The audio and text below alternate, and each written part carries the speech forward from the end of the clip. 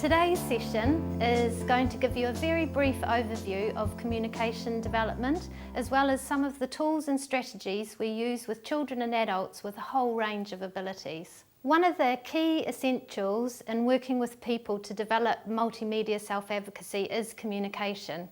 If we truly want to be person-centred, then we need to understand what the person is communicating to us, whether that be through body language, facial expressions, vocalisations, or the spoken word. Observing and really trying to read and understand the vocalisations, body movements, facial expressions someone is using is one of the most important things we can do at this stage. Using video allows us the time to really understand and interpret the messages. Using the wiki is a really brilliant way of sharing these messages with everyone. For example, I worked with a young girl who, after a period of observing her, we worked out that if she moved her tongue around her mouth, she was hungry, but if she moved her tongue straight poking in and out of her mouth, she was thirsty. So by sharing that with everyone, it meant that everyone could respond and give her a drink when she was thirsty or food when she was hungry. When we're working with someone at this level, it's really important that we continue to observe so that we can help them anticipate what's going to happen next. I smell food, here's your spoon, it's lunchtime. We are also developing cause and effect. So this is I do something and something happens. It might be both with adults and people, so peekaboo games, or with objects. Someone might be eye pointing at the window because they want to go outside, or they could be vocalising, which means they're in pain, and we could easily miss something. Be aware that some people might have processing difficulties, so the time it takes them to understand the spoken word. That's where using a visual or a photograph could be really helpful. We say the word cat, it's gone. But if we show them a picture, it's there until they understand what we've said. Also, they could have social difficulties, so they could have real trouble understanding facial expressions or body language. We also might be working with children or adults with physical disability who might have a very good understanding but lack the ability to actually express themselves. Have a watch of Harry's Wiki. This shows a video of him having a really nice conversation with a staff member where he only has a yes and a no to respond. I want to ask a question. Right, what's your question? Let's go to your topic book. A quick conversation. It's a conversation. Hello. Conversational. What did you do last night? What did you do over the weekend? What did I do over the weekend? Well, I watched England play. I went to a barbecue. Ooh, yeah. And we lost. But it was still good fun. And the barbecue was nice. When someone has these other difficulties, this is when there's a whole range of communication tools and strategies that can be very effective. When we have a physical disability, it really decreases our opportunities to explore and make sense of the world around us. Play is essential for us to develop our understanding and language. Watch Harry's Wiki again. He has a yes, he makes a kissing sound, and a no, he pokes his tongue out. Imagine how useful the wiki is to show these short videos so that when new staff come into the school or he joins a new club, they can watch this and understand how he can respond very quickly. Can you show me a yes, Harry? Again? Show me a no, Harry.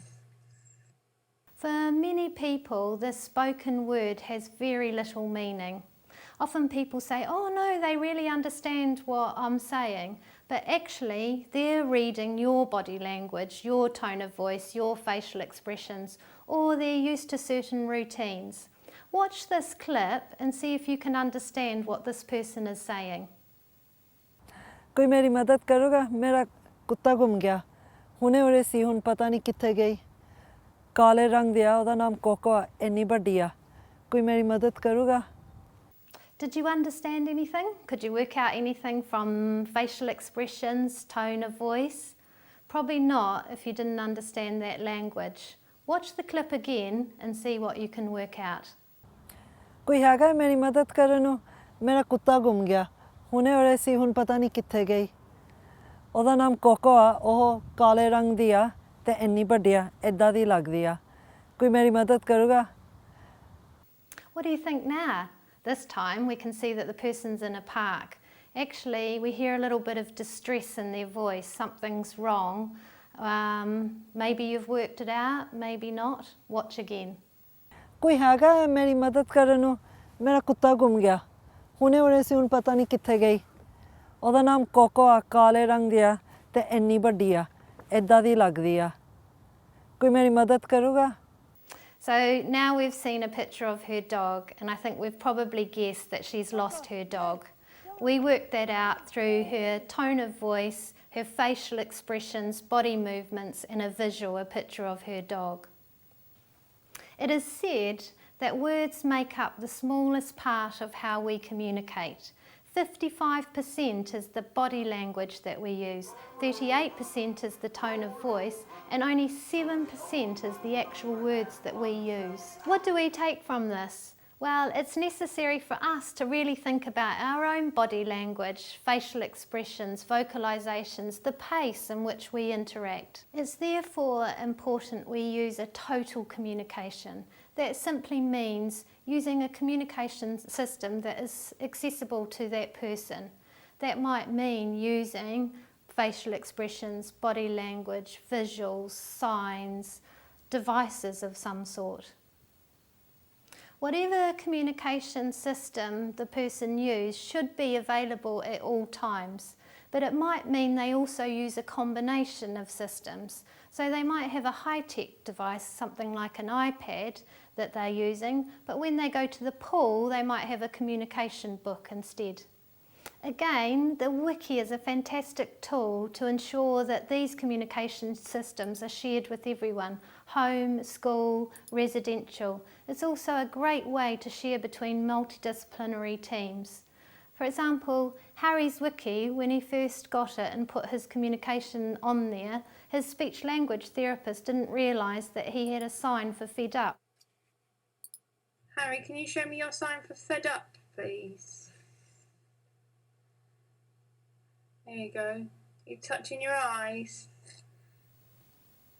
So when using visual support, it's really important to think about the cognitive level or sensory impairment of the person.